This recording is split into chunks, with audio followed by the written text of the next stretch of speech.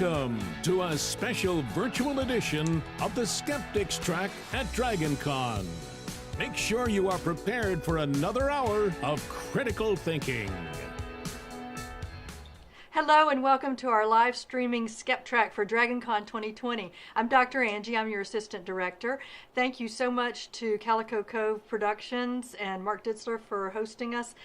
Susan Gerbic is joining us. She is one of my skeptical heroes. Hi, Susan. Hi, it's so great to be here with you. Oh, we're so happy to have you join us. I understand you I loved your Wikipediatrician description in the blurb for the talk. That just tickled me for some reason. So tell us about what you've been doing. I've been staying home and staying safe and Excellent. Encouraging other people to do the same and keeping myself educated. The wonderful thing about the projects I run, they can mostly be done virtually. So we have talks set up. I've been interviewing many interesting people in the skeptic community. They're appearing all over my Facebook feed, my YouTube channel, and elsewhere. We have a talk coming up with Janice Boynton on Wednesday at noon, noon California time. This Wednesday, so you guys come join us. I just posted on Facebook. Oh, how exciting! How exciting! So I understand you have a video that's describing some of your projects? Yes, you're going to be watching about a 30-minute video. I recorded it a few days ago, and it is going to kind of sum up the whole kind of the Susan Gerbic universe with Wikipedia, grief vampires, and using full examples. I hope people find it really interesting. It is just a very small percentage of what we actually have been doing. And I'm looking forward to your questions at the end. All right, well, roll that beautiful video.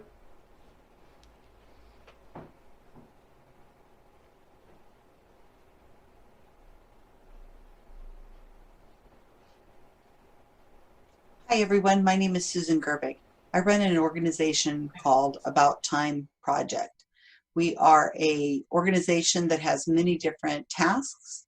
Under the umbrella of the About Time Project, we have the Monterey County Skeptics, which is a local group to me that we have, a yearly conference, and we have speakers and we have meetups. But our mostly known projects are the GSoW, which is the Guerrilla Skepticism on Wikipedia project. What we do is we seek to find people to train to become Wikipedia editors. We focus on science, people of science, and pseudoscience. We're looking to put the best citations possible onto Wikipedia pages to get the best information possible out to the public. We do this in all languages possible. We do all our training. We're known for being an organization that trains people who have no experience training as a Wikipedia editor. We spend about 3 months or so to train someone to become a superb Wikipedia editor. If this is something that interests you, please contact me on Facebook, Susan Gerbic, with a private message. We operate completely on Facebook as well as on Google Documents to train. And it is a life-changing experience. We have a little over 140 people in our group, and they are located all over the world. Another project that I run is called Guerrilla Skepticism, or just Guerrilla Skeptics. We tend to focus on pseudoscience, and within that, our main focus has been looking and researching and stinging, in some cases, people who claim to be able to communicate with the dead. We call those people grief vampires. Now, I have written extensively about grief vampires. You can find out a lot of information on my website, which is susangerbic.org, or on our website, abouttimeproject.org. I'm all over Facebook and I'm all over the internet, and there should be no trouble whatsoever finding out more information if you are interested in it. What I'm going to do today is give you a very short presentation, intermixing the Guerrilla Skeptics and the GSoW, the Guerrilla Skepticism on Wikipedia project. And hopefully this will give you a little information about what we are all about. So,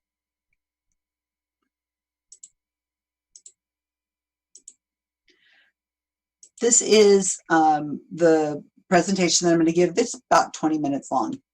So we are a Wikipedia editing group that we are trying to improve and create and rewrite and support all Wikipedia pages possible that are concerning science, scientific skepticism, people of science, and pseudoscience. And we do this by recruiting and training and mentoring people completely from the beginning to the end. You have no experience needed whatsoever. We've been able to train people of all kinds of computer experiences. But you do need to have a Facebook account, and you will also have to open up a Wikipedia account. This is a Google Knowledge panel, and I have it here to show you how important Wikipedia is, just in case you didn't really know how important Wikipedia is. But to have a really well-written Wikipedia page, it brings the person or the topic or the organization up in the Google rankings.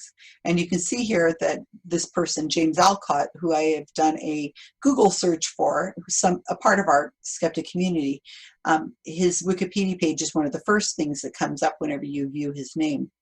Also on the right side, you will see that there is a photograph of him, his name, and then there's a little brief bio of James Alcott, and it is telling you a little bit about him. Those few sentences are usually pulled directly from a Wikipedia article. So even if you don't go to Wikipedia to get information, if you're doing a Google search, you will probably find information from Wikipedia. It says on here, Canadian educator. That is something that is usually also something that the Guerrilla Skepticism on Wikipedia project does, is put a very small description so that you will get information very quickly about whatever topic or person you're looking for. So it's been a few months, but one day I was watching the Rachel Maddow show. I don't know if that's something you watch on MSNBC, but I really enjoy it. And Rachel Maddow was talking about a project that she had just learned about, and it was where they take photographs of doctors, surgeons, or people who are interacting with the public in the hospital setting that have to wear full PPE. And by that I mean the whole blue gown that they wear. I'll show you a picture of it. And she learned about this PPE Portrait project. And I'm sitting in my living room thinking, I've never heard of that before, but that looks really interesting. And after I did some research, I thought, I bet you I could write a Wikipedia page for it. So I'm going to use the Wikipedia page that I wrote on the PPE Portrait project as an example of how you can help educate people across the world about science and scientific skepticism, claims of the paranormal, and so on. So this is a person wearing full PPE. Now imagine if you are experiencing coronavirus or a surgery or something where you're in the hospital and it's pretty terrifying. And when you are seeing a person like this greeting you and interacting with you, it can be very dehumanizing at times, especially if your faculties aren't quite with you at the moment, which I'm sure that a lot of people would be in that time, or a child, where you are just seeing these big blue things running around. Well, what this group has done, and you can learn more about it by reading the Wikipedia page for PPE Portrait Project, is they take pictures of the doctors or surgeons or nurses or whatever, and they put it right on their chest where you can see it, the photo of the person. This is a woman in Libya who is a nurse during the Ebola crisis, and this is where the PPE Portrait Project was actually started, in Libya during Ebola. So what it does is it humanizes who the nurse is. Now they have to change these photographs out every time that they change their PPE, which it can become very expensive.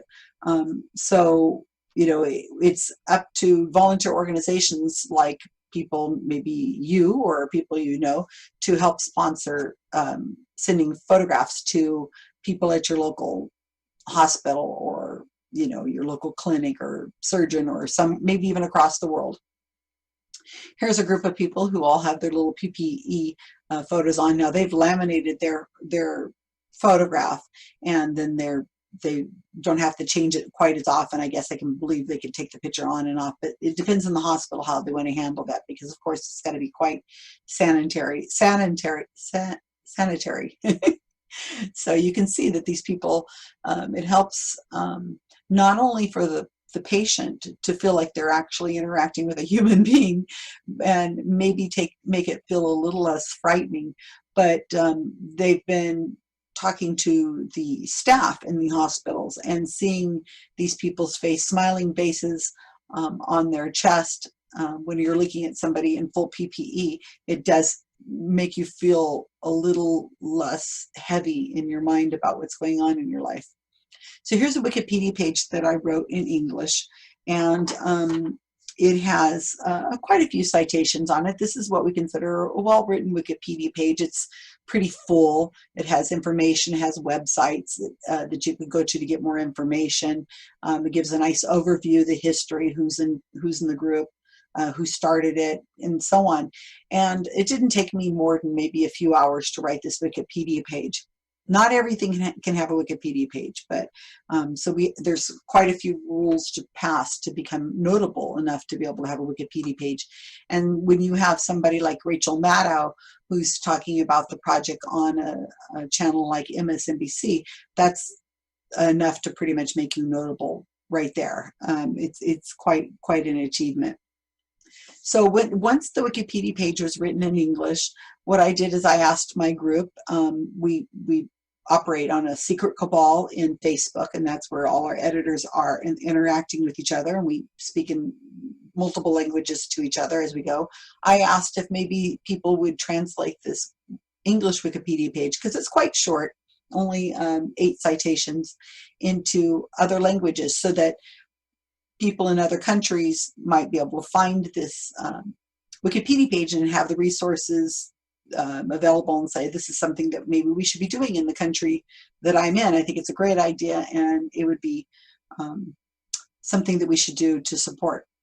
So we did translate the page into Afrikaans, that's this Wikipedia page, and then into German, then into Italian, then into French, and then finally into Slovenian. And what this has done is it not only allows us to reach out to people out around the world that we probably would not have heard of the PPE project, but it does give information for people to find out, more about what this does, how it can help people who are in some of the most frightening times of their lives. So it's really interesting. But this is what we do in GSoW, and this is a real good overview of how we work with topics. We rewrite pages, we create brand new pages, we maintain pages, we remove vandalism, we insert updates, we remove things. There's a lot of different, depending on the editor, what they want to be doing, if they want to be just fixing typos or if they want to be doing complete rewrites, it's up to them. So you can see here, I just took this screenshot using an incognito window with just typing into the Google search, PPE Portrait Project, and it is come up as number 3 on the Google search. So when I did this a month or 2 ago, it was number 5 in the Google search, and it's moving up in the rankings. And this is what happens with the power of Wikipedia. It's one of the most viewed websites in the world. It has great power. And if you can get a well-written Wikipedia page about a person, a topic, a organization, a pseudoscience, it's going to go up in the rankings. Hopefully people are going to pick it first when they go to want to know something more about that topic. And then we hope that they're finding a really well-written Wikipedia page. The GSoW project is a small group of, as I said, 140 people or so in the world of Wikipedia editors. We do not claim to write all Wikipedia or control all of Wikipedia. There are thousands, if not tens of thousands of editors out there. We're just a small little group that focuses on this. But what makes us unique is that we do all our own training. We maintain a secret cabal where we are interacting with each other and discussing changes, discussing how to better make a Wikipedia page stronger, more visual, and more well-read, more read. So I'm going to change hats, and I'm going to talk about a healer, a psychic healer, a grief vampire, as I was saying. And this is another kind of way of fighting back is the way I look at it. This is a person, her name is Jeanette Wilson. She is a healer in New Zealand. She has been around for many decades, and the New Zealand skeptics have talked about her in many of their posts and so on. She's just somebody that they've known for a long time. So the New Zealand skeptics had been going to her seminars, her healings, and over time they've just become a little more wary of her because she is, well, okay, she doesn't necessarily heal you or claim to heal you. What she does is she channels dead physicians and they heal you, or they teach her how to heal them or something. I'm not quite sure because nobody's really actually healed. But this woman is anti-vaccine, anti-5G. She has some quite odd and very harmful opinions about things. And so we wanted to look into her a little bit further. I should tell you that she was trying to do a tour of the UK to go over there a year or so ago. It was something she had set up multiple venues that she was going to give talks.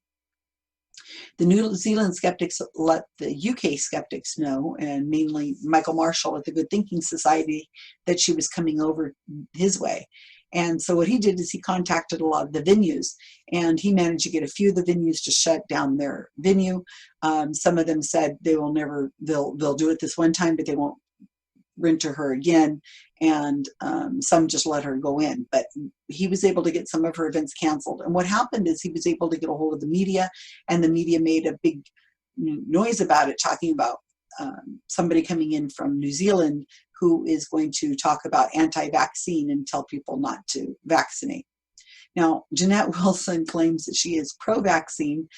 She claims this by saying that she's vaccinated herself. We're not sure she's really vaccinated because she believes that God is the one who's doing the vaccinating. And she's also made it very clear her children are unvaccinated. But anyway, I digress. You'll have to read the article to learn more about her.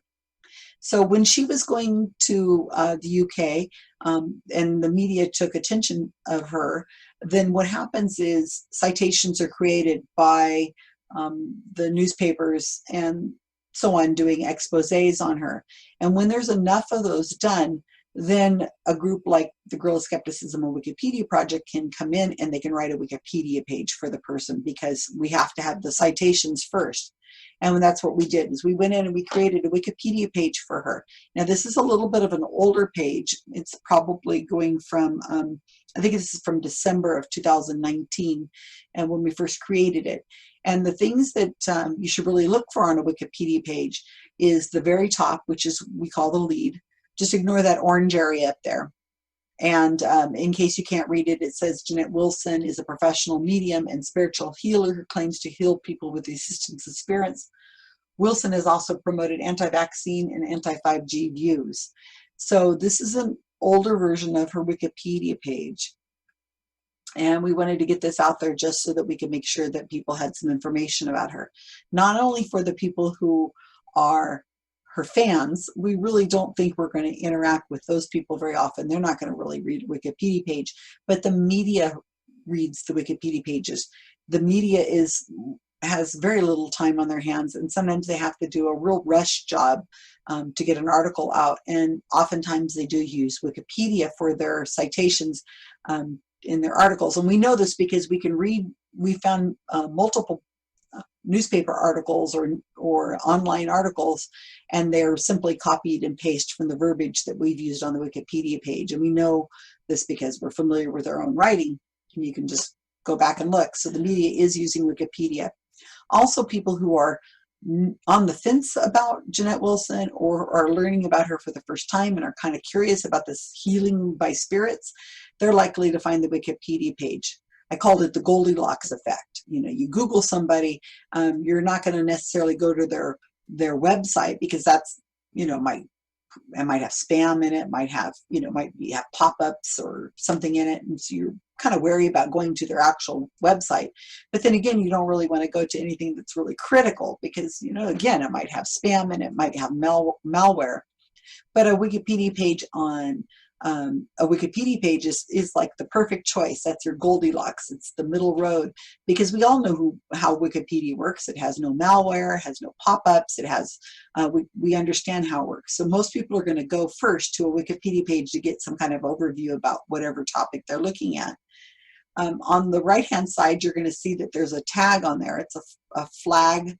That is one of those things that if you see these on a Wikipedia page, it's possible you're looking at a page written by the GSoW, because we're notorious for making sure that they have very visual images showing that it's paranormal, or if it's alternative medicine, we'll put these on the side. So you can see there's an example of what a paranormal tag would look like. So the average person who goes to Jeanette Wilson's Wikipedia page just glances at what the heck is this? Who is this person? And then, you know, says, oh, it's some pseudoscience person, you know, and then they leave, and then they go on about their life. But there is really great information on here if people would like to follow it.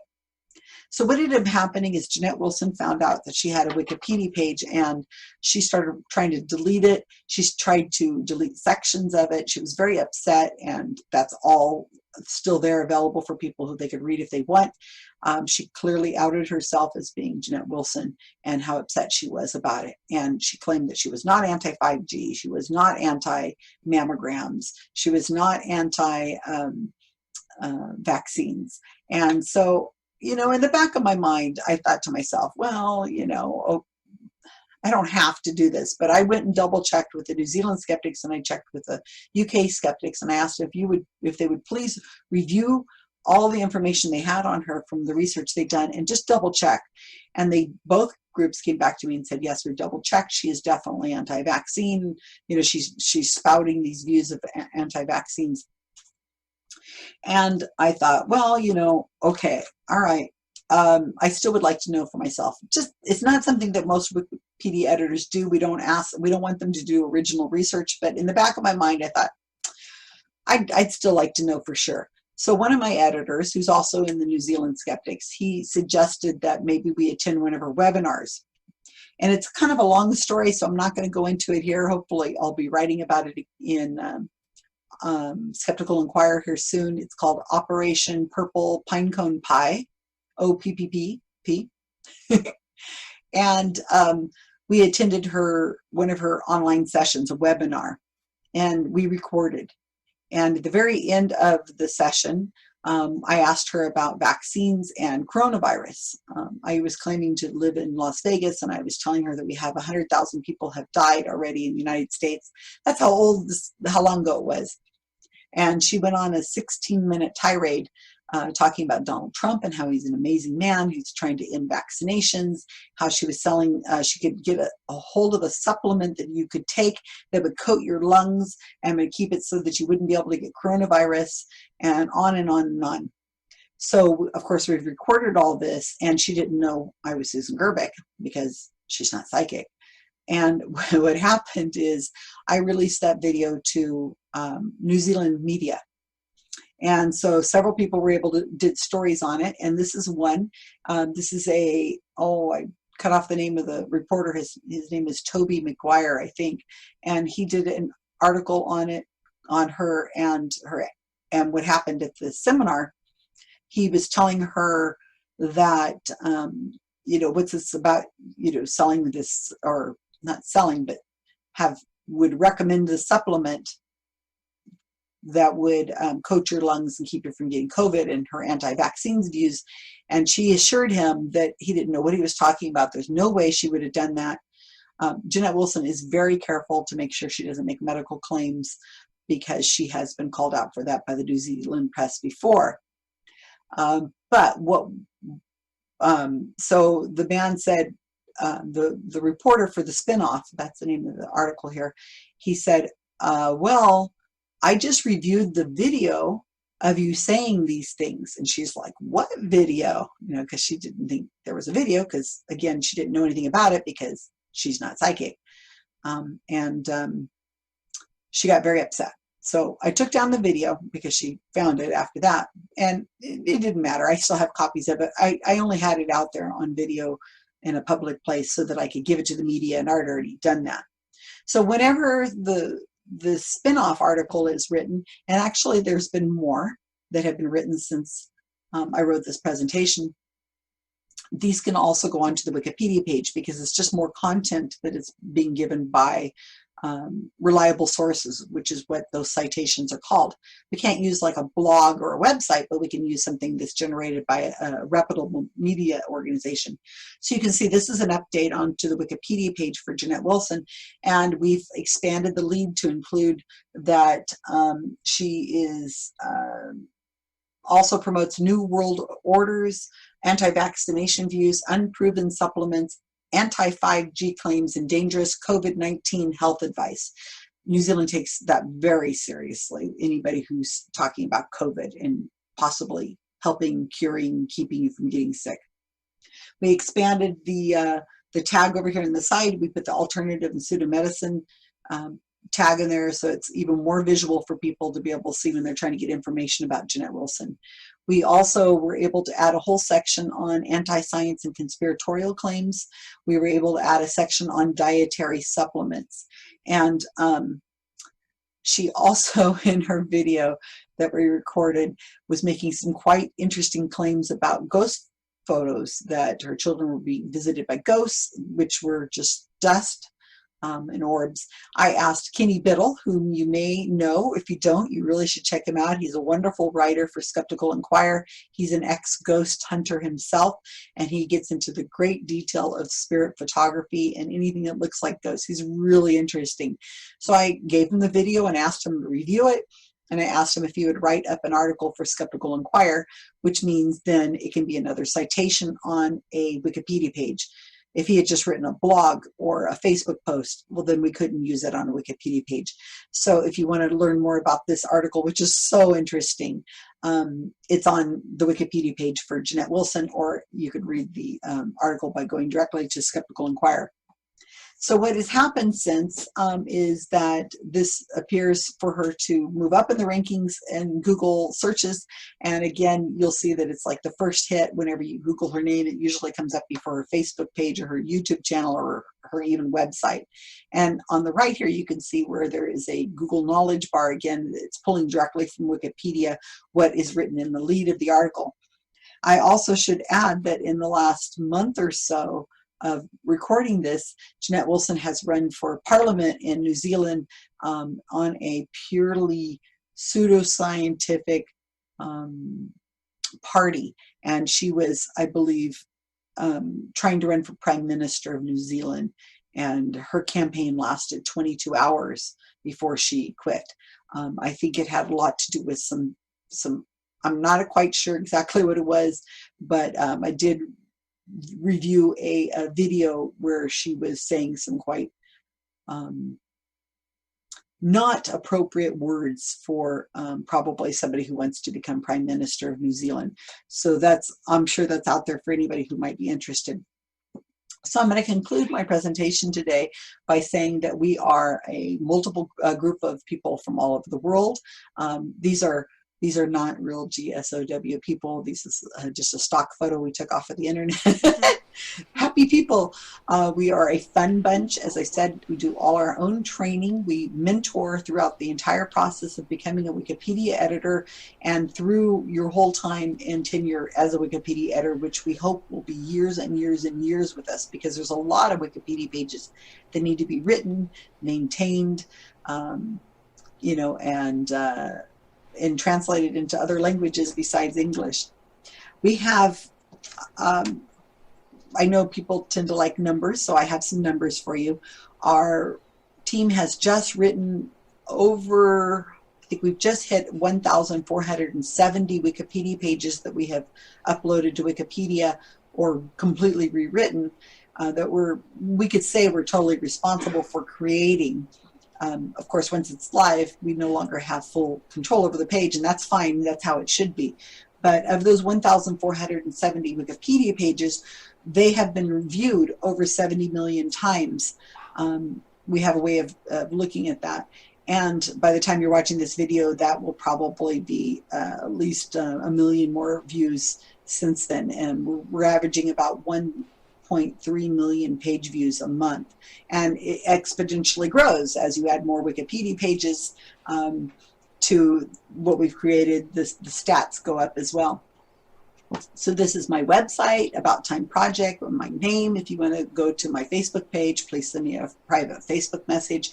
I will ask you for your email, and I will ask you for your where you learned about the Guerrilla Skepticism on Wikipedia project, and I will ask you for your Wikipedia username, so you'll have to create an account. You can find a lot about us on abouttimeproject.org. I also have an About Time Project Facebook page and YouTube channel, and we have been doing a lot of videos, interviews with fun, interesting people who I usually know that are in the science and the skepticism universe. And we have long chats, not just a lecture, but a chat and laugh and even sometimes cry and in discussion. And those are on our YouTube channel. You can find out more about that by going to our Facebook group or to our YouTube channel or the abouttimeproject.org channel. I really appreciate your time. Thank you so much. I hope to hear from you soon. Susan, thank you so much. That was so great. We were all just kind of crowing in the studio when you talked about how long her campaign lasted. So, 22 days. Yeah, I think that a lot of people saw her Wikipedia page, to be honest with you, and they were kind of like, oh, this is probably not somebody we want to be associated with. And that helped end her career quite quickly.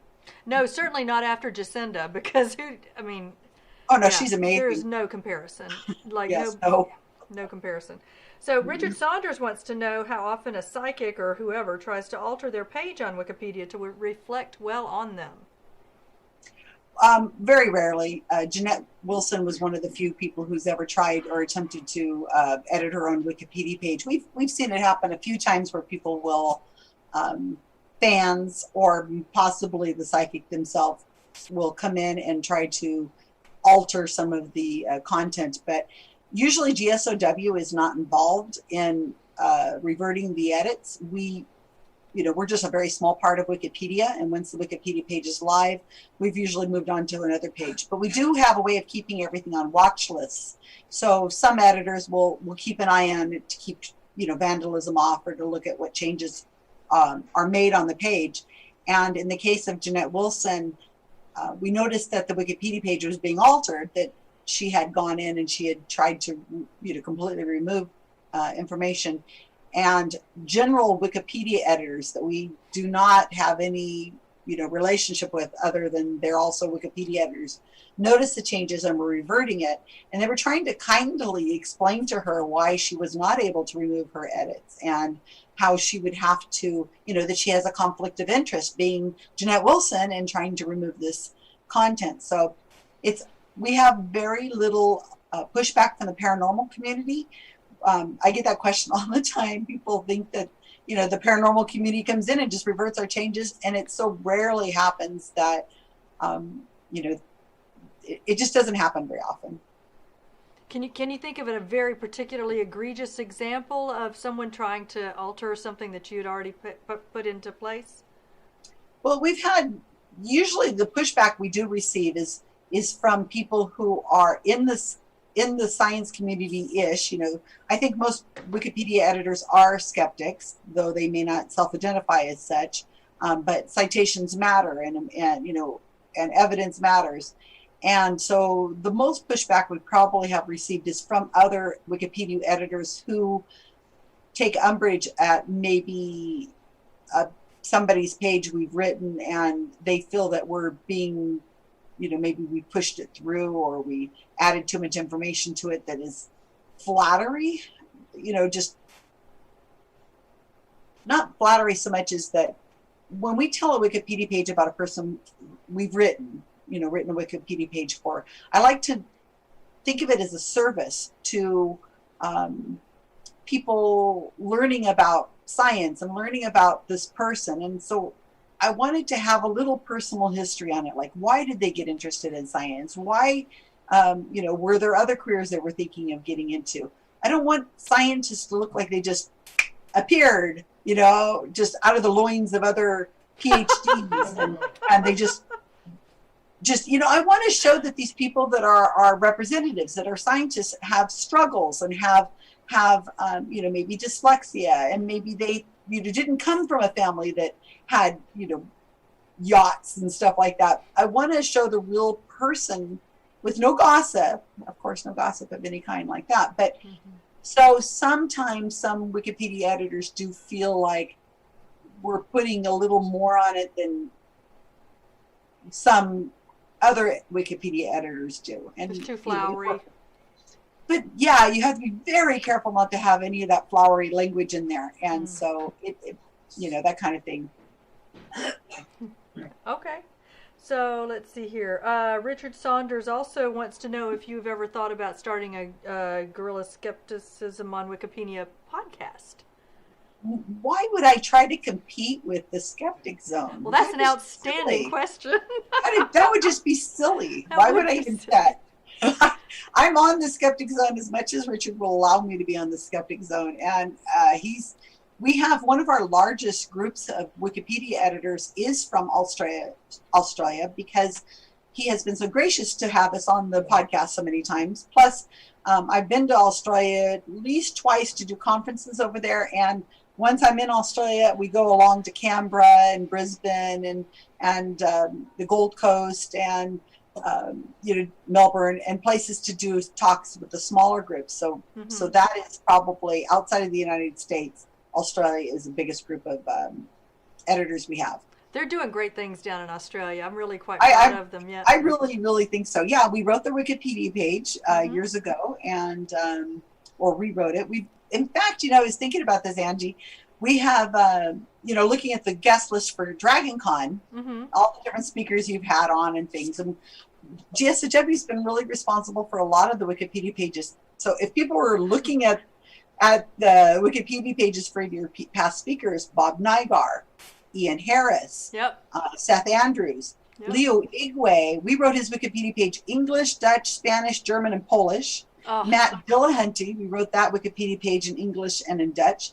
And I kind of added them all up, just kind of because I like numbers. And of all the people that we've written Wikipedia pages for that have spoke, 570,000 times those Wikipedia pages have been viewed. Wow. So that's pretty cool. Well, Matt Dillahunty was 414,000 by himself. Oh my goodness. Oh yeah. I'm really excited to see he's getting a show, because that's even more views to his Wikipedia page that we wrote, and I think it's great. Well, of course, trust Matt to be the dominant in the whole list there. So I know that you've done some undercover things when you're investigating psychics. Can you talk about some of those? Wow. Yeah. So we use social media to usually what we've done, and I have a team of people. There's a lot of people that are involved, because it's labor intensive to create fake Facebook pages and maintain them so that they look like they are real people interacting with each other in usually a closed group of other fake Facebook pages that have nothing to do with our own personal Facebook pages. So one we've done Operation Bumblebee, Operation Ice Cream Cone, and the ones I'm more known for are Operation Pizza Roll and Operation Peach Pit. And in Pizza Roll, I know. I'm sensing a theme here. Are you usually hungry when you come up with these names? Don't peach pits. Don't eat peach pits. They're no. Don't eat those. But so what happens is we have people who create these fake Facebook pages and keep them active and moving along and so on. And they're all over the world, these people who are doing this for us. So when we want to attend a psychic event in person, Mark Edward and I went to see a psychic called Thomas John at his show it was in Los Angeles somewhere a few years ago. And we went in undercover as Susanna and Mark Wilson. And we had fake Facebook pages with dead people and family members and, pets and things like that on it. But when Mark and I walked into the venue, we didn't know what was on those fake Facebook pages. We were locked out. We had never had access to them at all. So I had a closed group that was maintaining those pages and telling a story. So when Mark and I walked into the venue and sat down, And the psychic calls out, I'm trying to get a hold of a twin who wants to reach out to her, or her brother wants to reach out to her. And I knew that was my cue because I was given like a little tiny snippet of who I was looking for. And Mark was given a little tiny snippet of what his dead person was looking for. So, we had to know when to raise our hand. So they brought over the microphone to us when it got to my thing. And he went on and read Mark and I for 15 minutes. And of course, I'm recording this because I had, I was wired. And we interacted with the psychic afterwards in the meet and greet. And he had no idea. Kind of thought something was odd because Mark and I just agreed to everything he said because we didn't know what was on the Facebook pages. So everything he said. So it was double blinded. And everything that he said, we later realized, once we got out of the venue and he was done with our reading, we were able to see the screenshots of everything was on those Facebook pages. And he just basically read our Facebook pages to us. And we agreed to him. And that's all written up in a New York Times article written by Jack Hitt. It made the New York Times Magazine. It was huge. And that psychic has gone on to get a show in Vegas, and now he has a new TV show called The Thomas John Experience. And I continue to write about him. He has a Wikipedia page, and please check him out. It's Thomas John. Flanagan is his last name. That's how we have the Wikipedia page, Thomas John Flanagan. And I think that we've been a real thorn in his side. And we continue. Matt Fraser from the Matt Fraser, what is his show? Meet the Frasers, I think. He's on TV. All of these people, they're like, ooh, you got a TV show, and then because they just die out. They're reality show, and there's other places people to watch, and I think it's having a huge impact on the psychics right now because we're researching them, stinging them, writing about them, putting up beautiful Wikipedia pages that people are going and gravitating to, reading through them and saying, oh, it's not what I thought. Mm-hmm. And I can tell a really quick story. Do you have a second? Oh, absolutely. Story? Absolutely. Okay, tell us a story, Susan. Tell us a story, Auntie Susan. I'd love to be an aunt, actually. I don't have any, I'm not an aunt. So one thing that just recently happened, and I'm writing about this right now, and will be a couple weeks before the article's published, but one of the things I have, before the Thomas John Experience came out in June, I had published an article in Skeptical Inquirer giving some predictions of what I thought we'd see in the show. And it's being proofread right now, but I'm pretty much done with an article that talks about what we see on the show and how were my predictions correct. In the last week, I was contacted by a woman, and I have to be really vague because I don't really want to give away too much, but I can tell you that, you write articles about these people and you just don't really get a lot of feedback because, who's going to give you feedback on an article that you've written? And, hey, you guys out there, give feedback to those people you're reading their articles to, at least a thumbs up, it's a lot of work that people write these articles, and we want to feel like we have an impact of some kind. So anyway, this woman wrote to me on Facebook Messenger, as, they do, and she said that she was about to get a reading with Thomas John. And right before she got the reading, she Googled him and found his Wikipedia page and started reading through his Wikipedia page and said, oh my God, I had no idea that they would do this. It didn't even dawn on her that a psychic would do readings, like look into person's social media. It just didn't even dawn on her. And this woman is in a very, very, very bad situation in her life, and I don't want to talk about it because obviously it's too private, but she had a tragedy in her life that was so horrible that the media in her town picked it up and did a big newspaper article on it. And in the headline it says, this grieving mother wants to find solace and have answers to her grief. And so she realized, after reading the Wikipedia page and then reading the articles I'd written, she realized that she was primed, and he would have eaten her alive. He wanted to have, she says he would have found that article in a heartbeat and taken her money, and she would have endorsed him, and on and on and on. And she didn't get it. She didn't think people would do something like that to a grieving mother. And she felt that that he was probably okay because CBS, he has his newest show is on CBS, must have checked him out. He must be legit. They don't even have a disclaimer on his show. It doesn't say for entertainment purposes only. They just put it up that he's the real deal. Oh. And so, you know, she was very appreciative, and she told me, you know, please keep writing these articles. Please keep doing what you're doing. And I think, you know, that really made my day. She says I helped her a lot, but she sure as heck helped me a lot. And it forces me to want to do more and not stop, even though I don't necessarily see the results. And that's the same with the Wikipedia pages. We have no idea how much impact we're having. We can see how many people are viewing the page. We don't know if they're reading the whole page. We don't know what's going on, which is why we're really strict about putting in the lead and maybe something visual like the alternative medicine or something like that, because we want people to be able to go in, look at it quickly, get out, go on with their life. Or if they want to read the whole thing in depth, please do so, like this woman did. Wow, I'm glad you were able to do that for her. But I know. It makes me so angry. So yeah. Yes, absolutely. Well, so what's would that be your proudest moment? Because that sounds like a heck of a good one.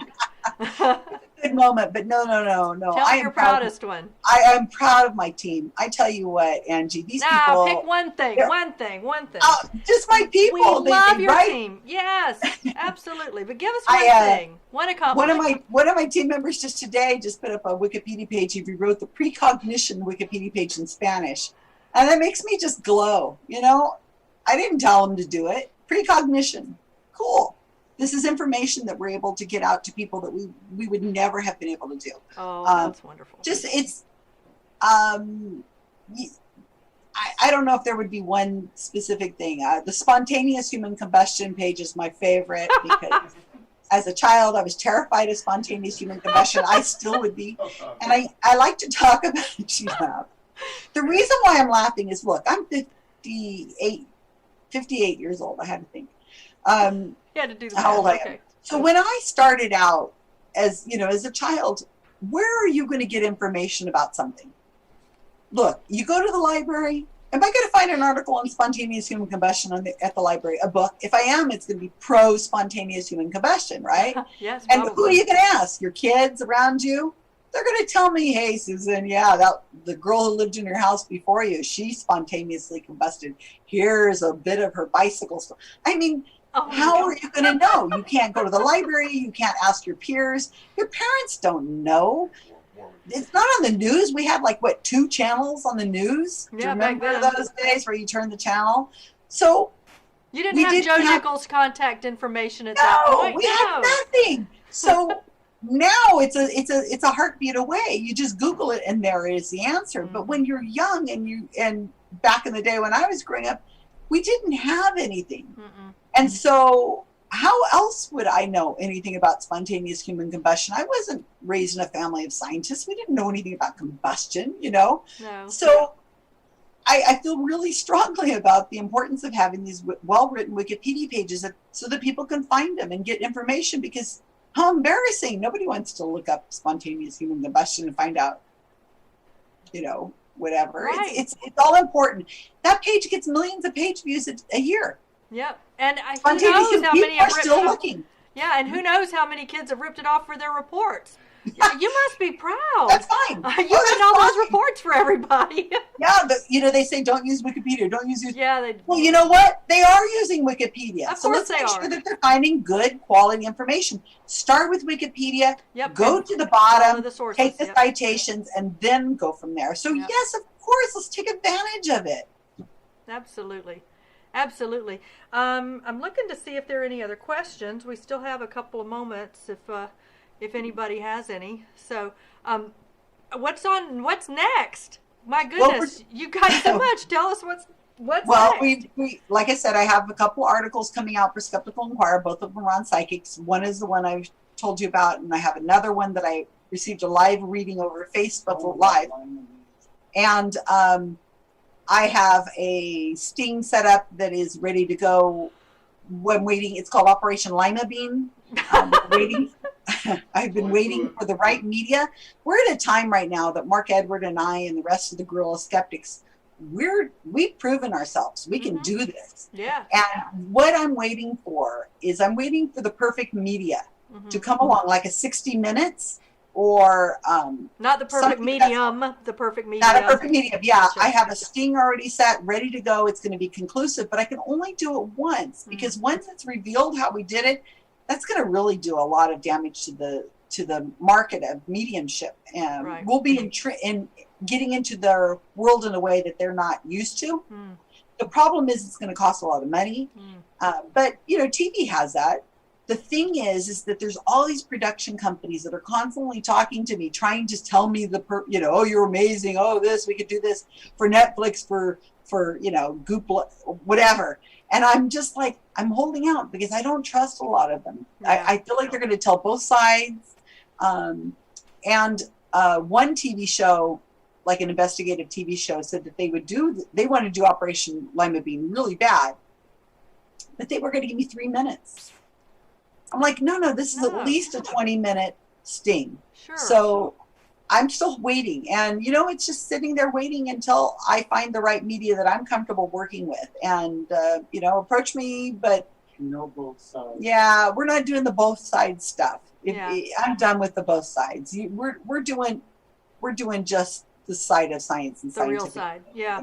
Well, and James Randi talked about that they had asked him to be on a program where he gave, you know, they did the $1 Million Challenge, and he was explaining about the thing, and they loved it, and then finally they said, and at the end we give it away, and he says, no, you give it away when you find the person that can do the thing, and they said, yeah, but we can give it away, right? And it just, they didn't really seem to get it. So I understand your caution for sure. No, I remember that story too. Absolutely. Yeah. It's, you know, I think there's a disconnect, to be honest with you. I believe that you and I and the rest of this audience and most of the world is sick and tired of being lied to. I think we're done with this bullshit. I really think. Can I say bullshit on the show? It's too late. You said it twice. It's fine. Go ahead. All right. So I think we're done with it. And I think that the public is ready to see some consequences. They want to see people held to you know, justice of some sort. I think that we're ready for that. But I do think that these production companies, Netflix and so on, I still think they're back in the past, thinking that these reality shows, Love Island or whatever, you know, where it's scripted. These are scripted shows. Yeah. That they think that's what the public wants. But I think the public is ready for good science that's told in an interesting way. And I'm holding out that maybe in a few years they'll catch up.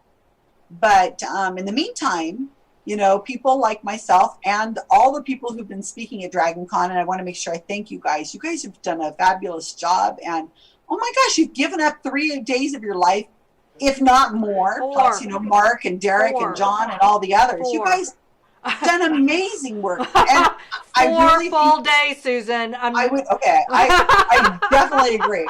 And I don't know if people really understand how much work there is to do this. That we're sitting here going, oh, let me look it up on YouTube. Oh, let me make a comment. There's work going on, and we have to support it. We have to just be there for you guys. And that's what GSoW is all about. I want to have your back. I want my team to be able to support good science, good critical thinkers, because the media is looking for you guys. The media is looking for it. Otherwise, Netflix is putting out Tiger King and Unwell. Oh my Lord, we wrote the Wikipedia page for Unwell. And it's just 2 sides. It's like, let's show the psychic side, let's show the science side. You make up your mind, you know? Like bullshit. No, boy, I said 3 times now. Somebody's going to appear, some magical bullshit. Penn and Teller are going to appear. Stop saying no. It's like in Monty Python, yeah. So, anyway, well, it's Dragoncon. We can adapt. So, anyway, I can't believe we're almost out of time. Susan, you were so awesome. Thank you so much. My team, my people around me, the people who allow me to be on a show like this. I'm just a facilitator. Thank you very much. But check out our channel. I am going to be talking to Janice Boynton. We talk about, her and I have been doing this long video links, talks about facilitated communication, which is another pseudoscience. James Randi was really interested in it back in the day. And, you know, find me on Facebook because that's where I put up most of my videos. So, you know, come and join us, interact, learn. So shameless plug is, shameless plug, be a little structured about it. Okay, so About Time Project? Or About Time Project, yes. Okay. And so my shameless plug would be to make sure you're reviewing all those books and podcasts out there that you guys enjoy that are in the skeptical community and the science community. That's where we really can be doing a lot with our time. So join us. I am a 501c3 now. Thank you, James Randi Educational Foundation. But, you know, support those people out there who are doing all the work. Really. Write a review of a podcast today. Please. Yeah. Please. All right. Ask it nicely. Well, I will end with that very pleading note and no further expletives, right, Susan? Or do you have one last one to go? No. Okay. I think I'm all right. Okay. All right. Well, thank you so much for joining us. I hope that we get to see y'all next year in Meet Space. This is Dr. Angie. I'm the Assistant Director for Skeptrack. If you have any comments or questions or suggestions for speakers, you can email me at angie@skeptrack.org or Derek, DEREK, @skeptrack.org. We will see y'all next time. Bye. As fun as all this streaming content is, we sincerely cannot wait to see you all in person again next year. Remember to stay healthy and safe until then. Wear a mask when interacting with other people out in the real world. Want more Skeptrack? Get more than 10 years of Skeptics Track programming at our video archive. video.skeptrack.org.